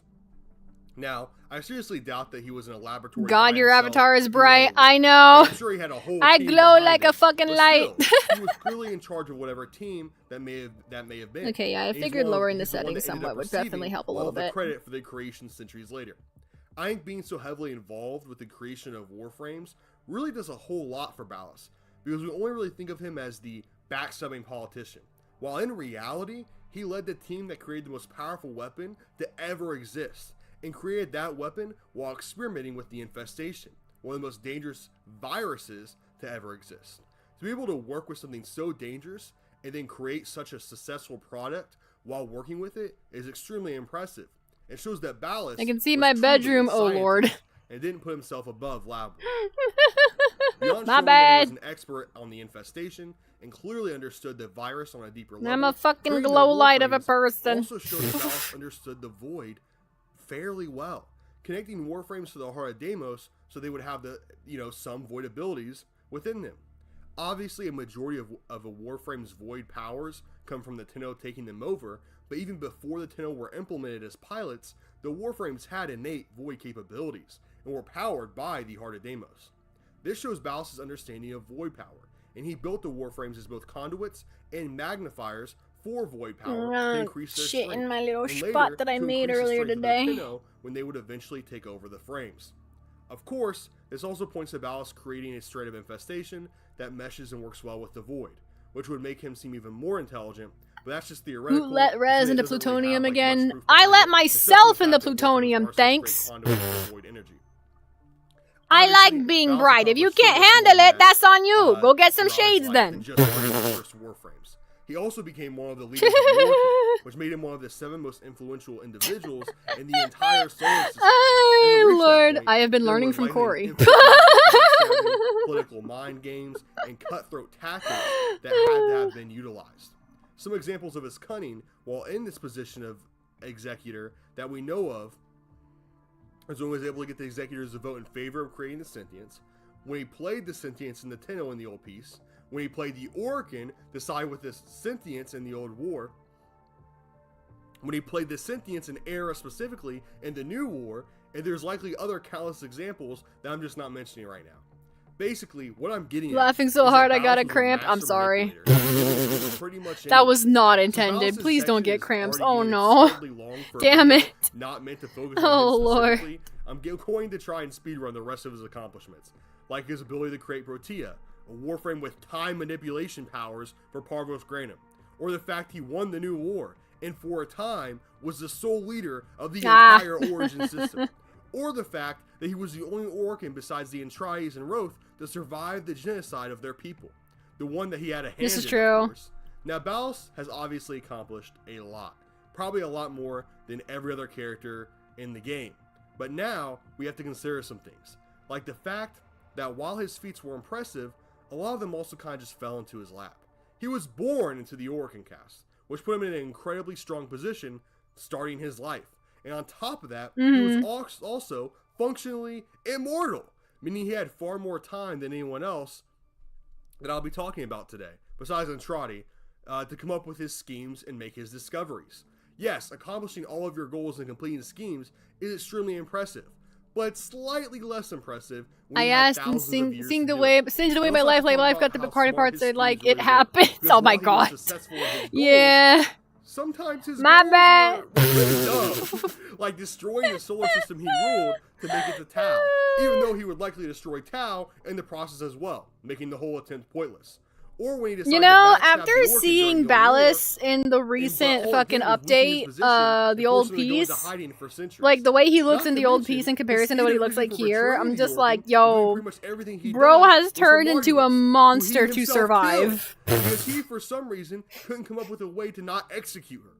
This is just the start of a long list of decisions and mistakes made by Ballas that generally don't make any sense and seem pretty dumb. From the positions of power that Ballas achieved throughout his life, he should have been more successful. It's almost like he was great at the scheming part, but rather terrible at making decisions once actually at the top. which in my opinion does deal a significant The humor blow sucks. to his smartness You're score. fine. Again, Leave it down it's below not where you can see you. what It's Ballas's probably biggest just I just achievements probably am are, not and picking some of up his on biggest it. I mistakes mean, it are. is text. Now, Like, Ballas there's has only so centuries much you can of do through absolute text. authority You know what and I access to mean? the most advanced You can't really civilizations give to tone ever through text. You exist. can try to give So for the tone next indicators, century, but I want to talk you about know, someone who had there's none of there's that. not a lot you can do when trying to like create jokes through text. Not only that, but most of my Power Gore humor my is like next I need to like candidate for physically smartest showcase what I'm character doing in anyway. Warframe. It's why I do He's VR coming chat in from full the Grineer bodies because faction. I have like A whole faction body that reactions to surprisingly things half the has a lot time. more super intelligent characters than one would really So like I think, get it, you're especially good. if you use a liberal view of intelligence. Like Sargus Rook easily could have been my Grineer pick for this video because his great tactical intelligence and convincing arguments to side with him in situations like the Gradivus Dilemma. But due to Tyler Gore's overwhelming accomplishments scientifically, Throws I a decided to frying work him pan. for Now this that's video. not a joke. That's According just to throwing Thorne shit Tyler at Gore, things. the Are thing that are really you throwing it at me? emphasizes Do not throw frying intelligence to pans me. at me. What the fuck? That's not a joke. That's the That fact that he that didn't really could have a cause whole lot of injury. time to himself. And what I mean by that, they just started out Bruh. as a Grineer and had to work his way up through the ranks of the Grineer. You could potentially give There me a was no concussion. being born Nuh-uh. into power like Working. He started No from the throwing dirt, things at and me. on top of Excuse that, me? Unless you want me throwing the things at Grineer you. aren't exactly a scientific people. So pretty much everything that Tyler Gore had in the way of labs or resources, he created himself. And as I Good said, Lord. a very short time period.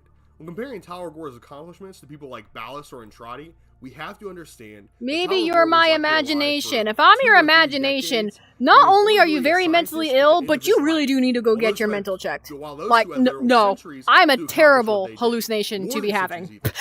If they being alive, probably Terrible, upwards of terrible 1,000 hallucination years to be having. easily. Maybe not easily. They were alive for a long time.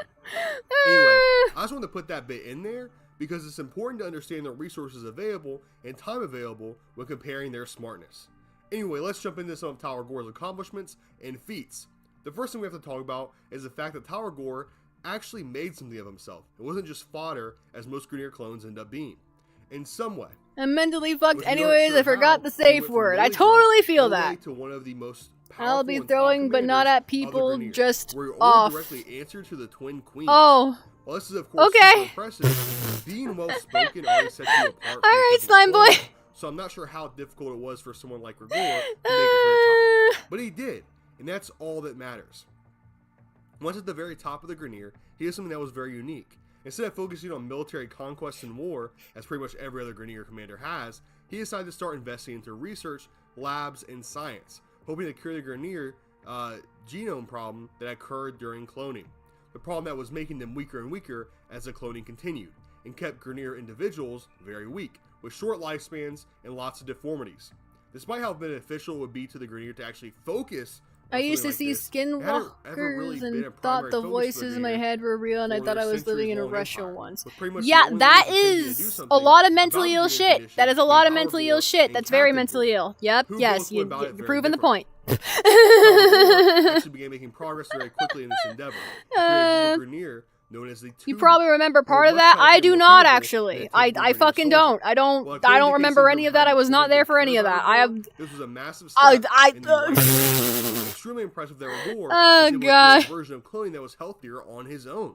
This progress obviously frightened. I don't remember being part of that. I don't remember being there for that. Would probably spell the end I of feel any like military it. coup that I probably existed. would have remembered This had it eventually probably led to been the more Congress and the Senate significant. working together to put an end to Tyler Gore's I said a research. fair bit of it in a There's chat no long actually ago. finding Oh, the that's cure why I to don't fucking infestation, remember. like he had created Yeah, every time already I in stream, Tyler I Gore's unfortunately do labs. not remember what I said On in top, said stream. reading genesis, Again, Tyler Gore saw himself as a ADHD. bit of an If my archaeologist brain didn't as have well. like a legitimate He actually interest in it, it excavated probably and dropped revealed it, and I'm the sorry. sentient presence of Tyler. While tracking down and excavating the sentient was certainly impressive, it shows Tyler Gore's ADHD pursuit likes of to pick knowledge. and choose what The I people remember, and questioned how unfortunately, it intelligent did not this pick move that. actually was. His research or the Grineer all in the end, and released a possible threat Oh, to the God. system. Thankfully for the Grineer, though, Hunhow was more interested in the Tenno. After releasing the sentience and getting extremely close to I think I probably just thought, yeah, no, that's pretty strange, and then just left it alone. Tyler Gore had to go and killed him in his lab. Oh, because God. he dedicated his life to saving his people. In just a few short years, Tyler Gore had managed to cure a version of the infestation, release Hunhow from his prison, and nearly completely reverse Grineer's genetic To be condition. honest, I feel like that's how I survived most of my life, is just, oh, that's strange, and then I just leave. We can only ever wonder what great things he could have discovered if only he had more time. Of course. I may be curious enough to look into it, but I'm not curious enough to fuck with it or interact with it most days. Listen, if I can't guarantee I won't get hurt or killed or something of the sort, I'm not gonna mess with it.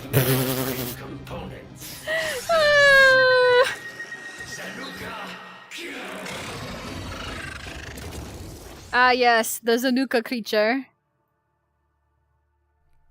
For my corpus selection, I know that I'll receive some questions down in the comments, with many people understandably probably putting Parvos Grandum ahead of Alad, and that argument can easily be made, but I'm choosing to highlight Alad V in this video because while Parvos Grandum is incredibly intelligent, his dedication, his work ethic, his beliefs were far more important to his rise than intelligence was. Not saying he wasn't extremely smart, because he is. I mean, finding a way to build an empire from becoming the ultimate finance bro and convincing Ballast to create ultimate Protea finance and bro, instrumenting his return to the origin system after centuries waiting and watching, that's pretty smart. But to me, Alad V has a level of intelligence that puts him in a league of his own, with only his own insanity holding him back. Let me know down in the comments below what you guys think, but for now, let's delve into Alad V. Alad V is an interesting character, and his status as a member of the Corpus almost confuses me, because at times, it seems as though he's pursuing wealth, such as when he's auctioning off warframes, but he also makes decisions that put his wealth in jeopardy to further science, whether it's good or bad. Unlike someone like Tal Rigor, who focuses almost entirely on genetic research, or someone like Entrati, who is mostly involved in just void research, Alad V had his hand in literally everything, and is a jack of all trades, except instead of being a master of none, he's a master of all. Alad V experimented with warframes, with his most high-profile experiment being the Zanuka project, a project where he managed to make a warframe listen to him, or while an entity created from warframe and corpus parts with warframe abilities. While his original warframe corpus creation was destroyed, he would go on to create Zanuka hunters, who, while less durable, still had some warframe-like abilities and were quite powerful. The hunters were probably more impressive than the original project even, seeing as though they still carried some warframe-like power, but were able to be mass-produced easily. Not only did Alad V create essentially corpus warframes, he also heavily experimented with the infestation, and is one of the few characters who remained somewhat independent and functioning while under control of the infestation.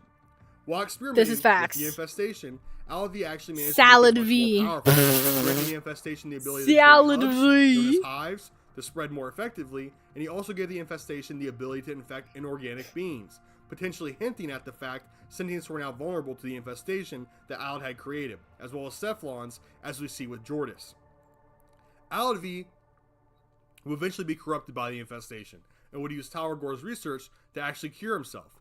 And this gives credit to both Rigor and Alad V in my opinion. Rigor had the research that would cure the infestation, and Alad V was able to interpret it and create the cure for himself. At this point, Alad V is clearly an expert in warframes, probably being the biggest warframe expert alive in the Origin system currently, besides possibly Parvos. Probably. I feel like there might be another character in Warframe that could potentially contend with that. I feel like. And the Origin system as well, with I think it being inarguable that he knows more than anyone else about it currently, besides maybe the Entrati family. And Alad V doesn't stop there. He also has a lot of experience with sentient technology, being the creator of the primary foot soldiers used in the new war by Ballast. Alad V was the head of the Amalgam Project, a project that had him combine corpus and sentient technology to create an army of horrendous Frankenstein creatures, part machine, part human, and far stronger than individual sentient fragments or corpus soldiers. This was by far Alad V's biggest accomplishment. He created the soldiers used to conquer the system, soldiers that cut through the Grineer and corpus, and even provided a large threat to warframes, with many brave Tenno falling in battle during the New War. No one else on this list has shown expertise in so many various things. While Alad had many more resources and much more time than someone like Tal Rigor, his life was fleeting and short compared to other great scientists such as Ballast, Entrati, and even Parvos Grandum, which is what influenced me to put him on this list. I think something that holds Alad V back a lot is the fact that he is genuinely mentally unstable and makes decisions and choices. The fact that he's genuinely mentally unstable. Such as when, yes! Actually, wait. The fact that he brought that up. The fact that he brought that up. Wait. I gotta get into that. The fact that he's mentally unstable. Dead ass. I feel that so fucking hard personally, and it's probably the reason why I like Salad V as a character, to be quite real with you, in Warframe. Like, I share that problem where Salad V out here experimenting with the infested, still able to keep their independence from the infested despite being infected with it, being able to figure out how to like build the Zanuka project and all that other shit, and learning how Warframes work and everything. Like, I agree and like kind of see where like he was going with all of that, but at the same time I can also relate to the idea that despite all of that great work, he's insanely mentally unstable. And you know what? Yeah, I get it. Don't worry, I totally get it. All this knowledge, all this intellect, but your mind cannot chill itself the fuck out long enough to actually make it useful. That is probably my biggest issue in my life personally, is the fact that, like, yeah, no, our minds sometimes, in the pursuit of knowledge, the knowledge itself sometimes may be the reason why you go insane. Lord. Anyway. Oh, wait, I forgot to pause that shit. Hold on. Pause it. Restart it. It's almost as though Alavi creates things and forwards technology solely to do it sometimes, with profit as his excuse, despite the fact a lot of his creations aren't really profitable. Before going over the last contestant for this list, I want to plug my membership. If you enjoy this channel and support what I'm doing, consider becoming a member. There's member-only videos. Yeah, to videos, go to their to channel. Hold on. I know this isn't a crazy offering, who's this but if you do want to support again? and help me out, I would really, really Who's the smartest Warframe in history? Who made this? Let's get right back. This is actually really good.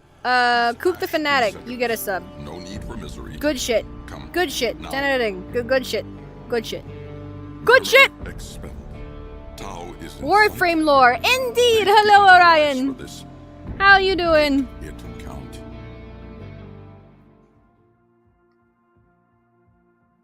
As all of you know, no video about the smartest character in Warframe can exclude Albert Entrati, the individual considered by many to be the greatest scientist to ever live, and well, it's hard to argue against that when you look at his accomplishments in the field of science, which we're about to do. I mean, imagine if I didn't though, and was just like, yeah, Entrati is cool, end of video. But let's be serious here and lock in from the very beginning. Like Ballas, Albrecht was an Orcan.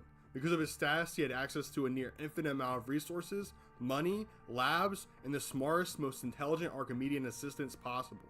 On top of all of this, he is also essentially immortal, with him being one of the longest living characters in the game, if not the longest living. Unlike Ballas, instead of focusing on political and military power, Entrati dedicated himself to the sciences alone, and through that dedication, made an extremely impressive amount of discoveries, even considering the position and resources available to him. While the Void was something that was believed to exist by the Orcan for a long time, there wasn't really any proof of the Void existing, and surely it had never been visited before. In fact, many Orcan didn't really care to research the Void at all, believing that even if it was proven to exist, it really wouldn't change much. And well, they couldn't be more wrong, and Albrecht was dedicated to proving that. He secured tons of wealth, on top of his own already vast amounts of wealth, to begin researching the Void on Deimos, and eventually he was able to prove its existence by actually traveling to the Void through an invention that he created called the Wall of Lock. Being the one who proved the Void existed and was the first to visit is already enough to put Entrati on this list, in all honesty. But he didn't stop there. While trying to escape the Void after entering, he was chased by an entity that was most likely the Indifference, and when it reached out its hand to grab him, Albrecht's daughter shut the Wall of Lock on it, severing a finger from the entity. Albrecht, despite losing his voice and sight from his travel to the Void, began feverishly studying the finger and running it through all sorts of experiments. Through these experiments, he was able to make incredible discoveries, and while each one deserves an entire page of explanation, for the sake of saving time, we're going to try and go over them somewhat quickly here. Albrecht was responsible for the creation of Void travel, which is what allows ships to travel so quickly throughout the system.